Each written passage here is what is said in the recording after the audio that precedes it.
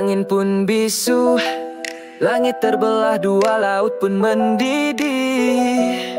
Tiupan pertama belum berbunyi, tapi bayangnya sudah melintasi tidurmu yang lena. Di hujung dunia, matahari tak lagi ramah. Langit murung, bumi hilang maruah.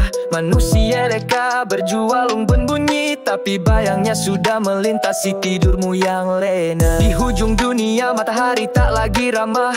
Langit murung, bumi hilang maruah. Manusia leka berjual untung dunia, padahal maut dah lama mengatur langkahnya. Berpusu-pusu cari cahaya buatan, tapi lupa cahaya yang sebenar dari Tuhan. Alam ni bukan kekal pinjaman semata. Bila sangkakala berbunyi, semua akan binasa.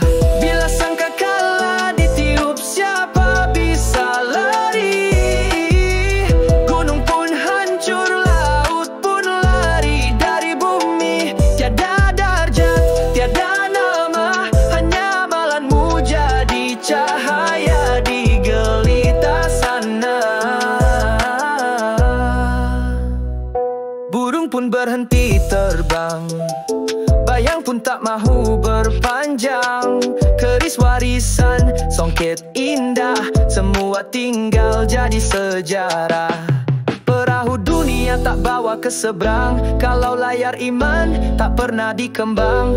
Lihat cermin dirimu, wahai insan, sebelum kiamat datang tanpa sebarang amaran. Waktu itu tiada lagi nanti, yang tinggal cuma amal dan janji.